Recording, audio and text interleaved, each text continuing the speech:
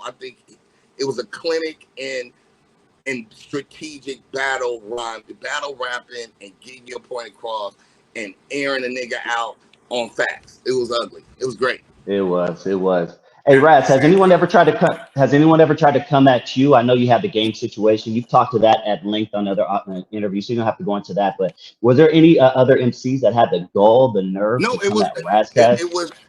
It was only him, and again, Game's narrative is always he's good at back because he'll strike and do some shit and jump you, and then he throws out a narrative, so he has you just trying to defend the 17 lies he put out there.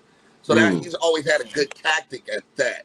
It ain't really the raps, it's the I caught you slipping, I'm gonna do some shit, and then he gonna run, his friends gonna try to pack you out. I'm gonna put it out there. It's just what it is. That's his tactic. It ain't really the bars, it's the show of it. That's the show. So and to be perfectly honest, that's the only person I ever really got into it with. But then nigga didn't want to rap no more because I wrote one. And I was like, I got another one for you. Please say some stuff, and I have some other things I would say. You know what I'm saying? But you know, most people don't. You know, I think arguably most people don't. People don't want to battle people unless, think about it, you want to fight the nigga at the top. Everybody wants to be at the top. So I think ultimately, most people don't pick fights with people that may be a problem that won't boost their win. So I get that. You know what I'm saying? Like, I'm not selling the most records, so everybody's not after my fan base and my attention. So I understand why people wouldn't do it. Like Kendrick's at the top of the mountaintop and has been, and it was kind of shared. He's knocked everybody off that mountaintop. So now Kendrick, everybody would be after his spot. This nigga gets to be, you know, the unified the belts. You know what I'm saying? He's the top. Most people don't want to fight with Bruce Lee when Bruce, you know, if you can't get no shine off of it. So so I don't anticipate me ever really having beef battles with niggas unless I pop some, you know unless you know, some records move. Unless if these numbers go up, then niggas will have something to say. Because that's how niggas play the game. Niggas don't think about it. Every time a nigga win, what is their narrative? So say somebody starts selling records, and they be like, "Well, who the best?" Well, Jay-Z, Nas, and me, Eminem. Everybody puts themselves in these, you know, Big Tupac and me. You know, everybody has their same narrative of wanting to be in the great guy list because that's the whole goal. You want to be the king of the mountain in your time. And yeah, you know, I think that's all fair in sport. We're our own franchises, and we supposed to.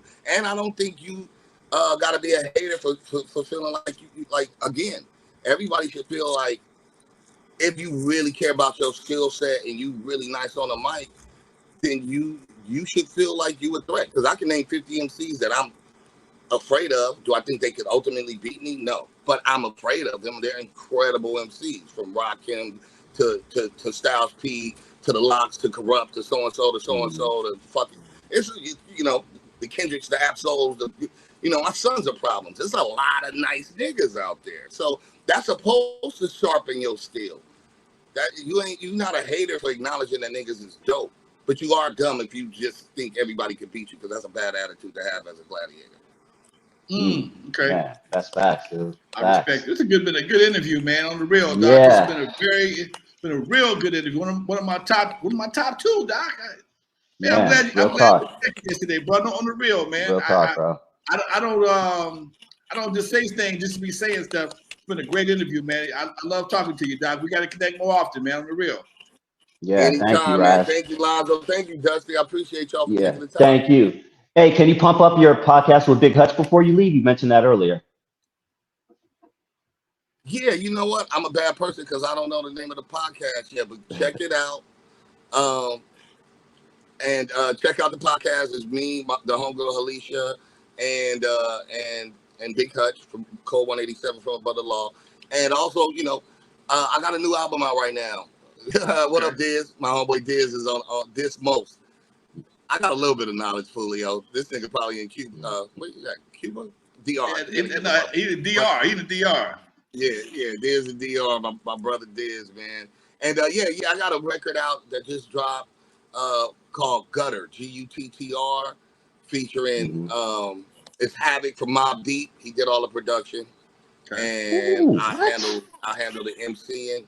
The first single is called Roll Call, featuring Method Man and Fame from M.O.P. and Sway Calloway, Sway's Universe. He popping shit. So support the music, man. I always just encourage people, like, if you fuck with the older stuff, try not to live in the past. A lot of people are making music presently, and please support it. Much love to you, Doc. Man, stop Thank by you, brother. anytime you got something to talk about, man. You got my connect.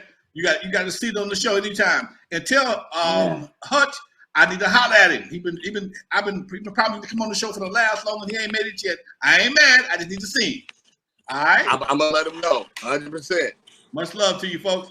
All right, man. Ras Kass, folks. You live with Lonzo with Dusty Vision, all the way from Europe. Much love, Raz. Peace. Yeah, man. Dusty, man. Another one, baby. That's another one. I couldn't. That was beautiful, man. I couldn't miss this one. I'm gonna go upstairs and take my ass to sleep because I'm tired. Come on, Doc. I ain't mad at you, Doc. We're gonna wrap this one up a little bit on the quick side. That's all right. That's how we do it, man. I feel good about that one, man. You know, like I said, that was great. I missed the show earlier. I met the brother just yesterday. Yesterday we was doing a Coolio video, a documentary, and he came in. I was just wrapping up my interview. I knew who he was. He knew who I was. We never connected before. And before I left, the brother offered me his digits. Man, take my digits, man. And when he said that, brothers don't do that in this game, man. I done met a lot of brothers. Oh, man, I get it to you. Oh, yeah, I'm getting my Instagram. The brother said, man, take my digits, Doc. And I said, you ought to do my podcast, man. When is it? I said, tomorrow. You available? He said, yeah, actually, I'm good. I'm leaving town, sure, but I can do it tomorrow. That's just like that, Doc. And every time I text him, he responded. Every time. There ain't been no bullshit. He was on time for the show. I'm old school, but that means a lot to me, Doc. In the meantime, folks, it's about that time to wrap up the show. Dusty, go to bed, baby. We'll holler at you next week. All right, folks, like I say every week. For those who never heard of me, I'm the first one to put Dr. Dre in the surgery, stuck Ice Cube in the freezer till they got cold. I own the Eve After Dark 50-yard line on the Super Bowl. In the movie Straight Outta Compton, they played me like a hater of rap. Don't believe that Hollywood bullshit because it was all cap. My history goes deeper than you will ever know. Just remember that N.W.A. stands for Not Without a Lonzo, folks. We out of here, y'all. Peace. Wrong one.